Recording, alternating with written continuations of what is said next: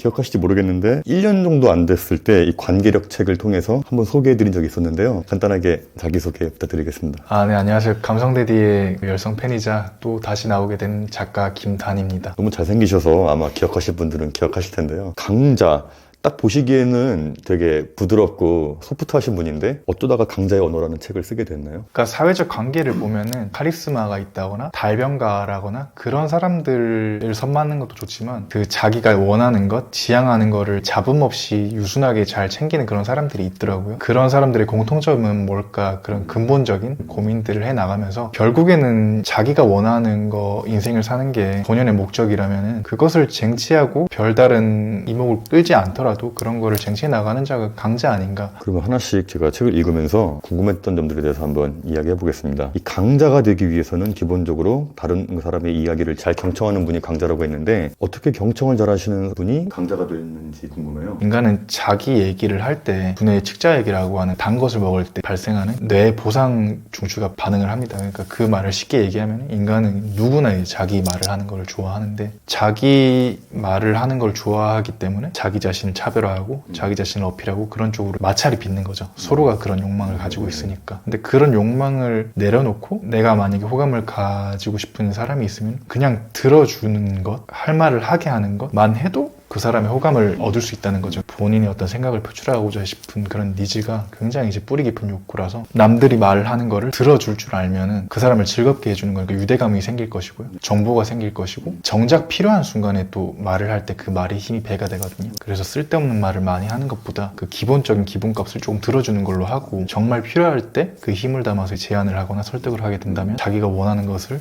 효율적으로 잡음 없이 쟁취할 수 있지 않을까 이렇게 생각을 하고 있었어요. 저도 모든 사람의 말을 다 경청을 해야 된다는 입장은 아니거든요. 공자님께서 말씀을 하시기를 제자가 배음을 게을리하고 낮잠을 자고 있는데 다른 제자가 저 친구를 깨울까요? 라고 하니까 공자님이 말씀하시기를 썩은 흙으로 담장을 빚을 수 없듯이 그냥 냅둬라 라고 얘기를 했거든요. 그러니까 자기가 말을 해도 먹히지 않거나 뭔가 말을 이렇게 허비할 필요는 없다는 거죠. 경청을 하는 것도 이 사람이 생에 대해서 좀 건전한 의식을 가지고 있고 회복 탄력성이 있고 내가 이 사람에 호감을 주고 싶다, 이 사람과 관계를 유지하고 싶다라고 했을 때는 당연히 경청이 중요한 것이고 그 외의 경우 계속 나를 비방한다거나 어떤 자존감을 해야 하는 말을 계속 한다면 그건 경청할 필요가 없는 거죠. 일단은 그게 큰 기술이 필요한 게 아니라 추임새도 넣어가면서 그 사람에 대해서 호기심을 갖고 그래서 사람들이 흔히 하는 착각이 그러니까 들어주는 것 그냥 앞에 존재해서 쉼새를 넣어주고 들어주는 것 자체가 가진 힘이 있거든요. 직장 생활을 힘들다고 나한테 토로를 했을 때 흔들리지 않고 피는 꽃은 없다 이런 말을 사실 원하는 건 아니거든요. 그런 강박을 벗어놓고 너에 대해서 입장에 대해서 공감을 하고 있다라는 그거를 그냥 생각을 하고 그런 말을 따라가다 보면 자연스럽게 그런 동질감을 느끼게 되거든요. 솔루션을 제공해야 된다거나 이 사람의 어떤 고민을 뭐 원천적으로 해결해줘야 되겠다 이런 강박을 덜어버리고 그 자리에 존재하고 있는 것만 해도 그런 힘이 있기 때문에 인정욕구라든지 그런 욕구가 굉장히 또 남들보다 많은 사람들이 사실 그런 사람들의 마음을 얻기가 굉장히 쉽죠. 그 사람들이 어떻게 자기 자신을 보이고자 하는지에 대한 게 명백하게 투명하게 드러나기 때문에 그런 거를 동조해 주다 보면 책 출판시장 봐도 자서전이라는 게 매일 나오고 자기 자신의 어떤 표현하고 싶은 그런 매개체들이 계속 발생하는 거 보면 그런 인정욕구가 굉장히 많은 게 고질적인 인간의 본능이기 때문에 그런 부분을 충족시켜 준다면 마음을 좀 더 빨리 얻을 수 있다고 생각을 하고 있어요. 샤넬 설립자 같은 경우에도 고아 출신으로 수녀원을 맡겨줬는데 그 수녀원에는 자기 자신의 특색을 못 드러내지 않습니까? 옷으로도 그렇고 뭐 어떤 행동으로도 그렇고 자기 자신을 표현하고자 싶은 욕망이 굉장히 강해져서 연극 배우도 하고 무도회 남성복 입고 그런 식으로 관심을 끄는 거를 그런 반작용적인 부분이 있을 수가 있고 또 링컨 같은 경우에도 암살당하기 직전 주머니에 그 링컨의 이제 위대한 지도자 그런 자기 자신의 칭찬을 담은 신문 기사가 주머니에 꼽혀 있었다고요. 인정 욕구는 사실 다 있는 것이죠. 굉장히 막 초연해 보이고 그런 것에 초탈해 보이는 사람들조차도 다 있기 때문에 자기 자신의 어떤 특수성, 개별성을 봐주는 사람들은 싫어할 수가 없거든요. 그러니까 인간은 우월한 것에 끌리는데 우월한 것이 재력이나 물리적 힘이라든지 단순한 게 아니라 성실한다든지 겸손한다든지 뭐 긍정적이라든지 그러니까 사람들하고 친해지는 방법의 본질적인 방법은 첫 번째는 본인이 우월해지는 것이고요. 두 번째는 인정과 칭찬을 해주면서 내가 이 사람으로 하여금 우월해지고 있다고 느끼게 하는 것인데 그런 부분들을 아끼지 말고 효율적으로 사용할 수 있는 사람이 되면 좋지 않을까라고 생각을 하고 있습니다. 사람은 누구나 가수든 연기자든 잘 나가는 사업가든 누구나 나이를 먹고 시간이 지나면은 나보다 더 멋진 놈이 튀어나오고 더 잘 나가는 사람이 나오잖아요. 그럴 때 박탈감도 느낄 법한데 그럴 때 그런 사람들은 어떻게 자기 자신을 보여잡아야 될까요? 대한민국이 특히나 경쟁 사회잖아요. 비교 대상은 항상 나타나고 비교에는 상향 비교랑 하향 비교가 있다고 해요. 상향 비교는 자기보다 잘난 사람하고 나를 비교하는 거고 하향 비교는 자기보다 못난 사람하고 나를 비교하는 건데 상향 비교를 하게 되면은 인간의 뇌의 고통을 담당하는 부위가 반응을 해요. 그러니까 자기보다 잘난 사람을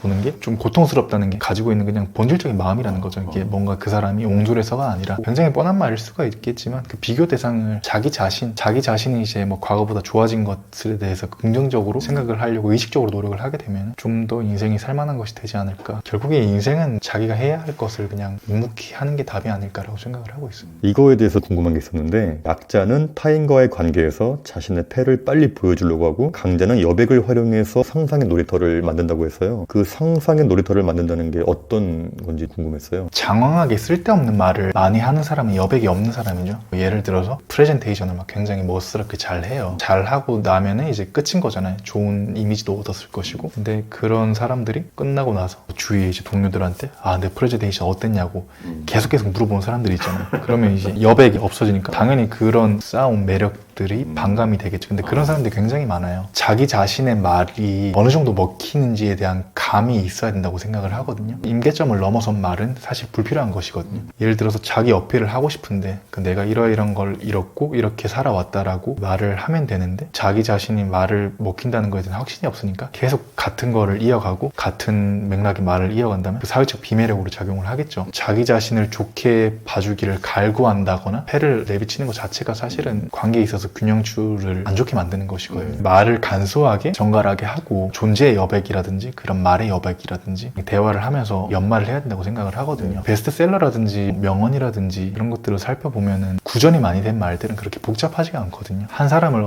밉게 보면은 미운 이유를 만들어내잖아요. 내가 호감이 있는 사람은 뭐 이 사람이 어느 정도 잘못을 해도 넘어가잖아요. 자기 자신의 이미지를 좋게 만들고 친절하게 대하고 잘 들어주고 그러게 되면은 여백이 남는 거죠. 그 여백이 있으면은 내가 호감을 쌓았으면은 그 사람은 그것에 대해서 감정적 투자를 한단 말이죠. 그 시간 동안에 나는 솔로 이런 것처럼 소개팅 프로 같은 걸 봐도 왜 나를 안 받아줘? 그러면은 그게 굉장히 사회적 비매력이거든요. 내 의사와 의도가 전달이 될지 안 될지에 대해서 굉장히 불안해하고 조급해하고 그러면은 사람은 그거를 사회적 약자로 인식을 하게 된단 말이죠.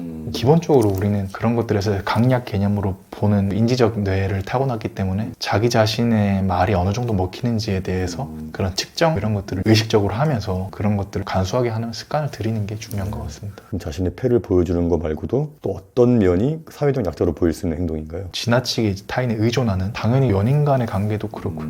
나는 오빠 없으면 안 돼. 네네. 난 너 없으면 안 돼 이런 거. 네네. 그런 것들이 사실은 그런 부채감을 해소해 줘야 될 의무는 없거든요. 근데 그런 것들에 대해서 지나치게 의존을 한다거나 아니면은 숭배나 선망의 대상이 아닌데 사람들을 지나치게 맹신한다거나 자기 자신보다 위에 있다고 이렇게 추켜 세우거나 그런 부분들이 해당이 될 것 같습니다. 다른 분들을 인정해주면서 가치를 높이는 것도 중요한데 그러니까 한편으로는 너무 지나치게 칭찬을 남발하지 말라고 하셨는데 지나친 칭찬과 적절한 그 칭찬 그 중간의 위치가 좀 애매하거든요. 근데 칭찬을 해도 그런 부분들이 있잖아요. 자기 자신의 결핍을 메우기 위해서 이 사람 재빨리 내 편으로 만들기 위해서 그런 목적성이 뻔히 비치는 외모 칭찬을 하고 그렇게 하다가 또 다른 부분에서 계속 칭찬을 하고 그러면은 그게 부담이자 어떻게 보면은 그냥 사회적인 세련된 매너로 칭찬을 하고 자기 자신을 굽히면서까지 이 사람들을 칭찬할 이유는 없다. 그래서 그냥 사회적인 매너 안에서 부드럽게 칭찬을 하고 그런 인정적인 칭찬인 것이죠. 강자는 언제나 모난 면을 다듬고 둥그러지게 만든다고 하셨는데 제가 살아보니까 저도 성격이 모난 성격이어서 어머니가 어렸을 때부터 현기야 좀 동글동글하게 살아라. 정말 그렇게 해서 동글동글하게 살았는데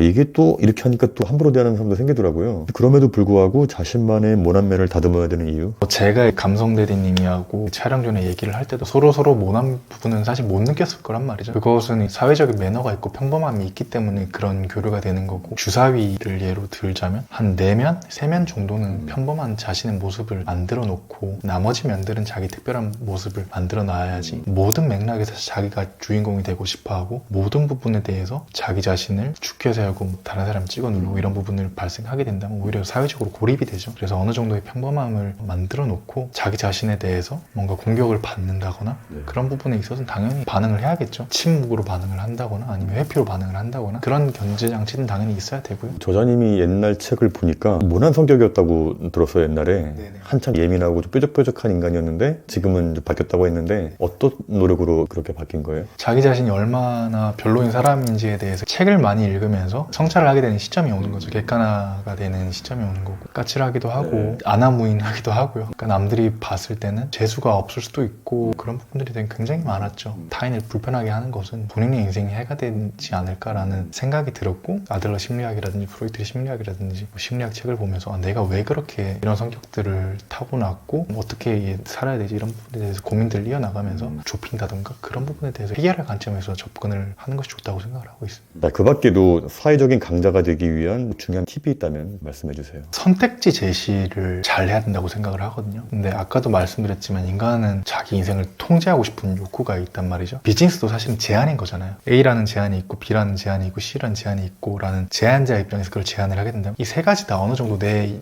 니즈가 반영된 제한이란 말이죠. 제한을 받는 사람들은 내가 선택했다고 믿는 거죠. 선택지를 제시하고 내가 유리한 상황으로 끌고 가는 능력이 굉장히 중요하고 이런 것들을 연습을 할 필요가 있다라고 생각을 하고 있습니다. 이 강자의 언어 이 책은 어떤 분이 보시면 좋을 것 같나요? 첫 번째로 동양 고전을 좋아하시는 분들 읽었으면 좋겠고 비언어적 커뮤니케이션이라든지 뭔가 사람을 만나는 것에 대해서 고민이 있다거나 그런 것들을 조금 발전시키고자 하는 사람들 그런 분들이 읽으셨으면 좋겠고 그 외에도 스낵 컬처로서 인문학을 좋아하시는 분들이 읽기에도 뭔가 기존의 책에 어떤 부분들이 있다 관계력을 많이 사랑해 주셔서 감성대디 독자분들이 굉장히 책을 많이 홍보도 많이 해주시고 뭐 서평도 많이 해주시더라고요. 그래서 저만의 어떤 유대감을 느끼고 있고 자주 인사를 드렸으면 좋겠고 저번에 제 관계력도 많이 사랑해 주셔서 감사하다는 말 전해드리고 싶습니다. 지금 싱글이시죠? 네네. 아직 싱글이시니까 혹시 관심 있는 분들은 저한테 이메일로 제가 연결을 시켜드리겠습니다. 오늘 나와주셔서 감사합니다. 감사합니다. 감사합니다. 네.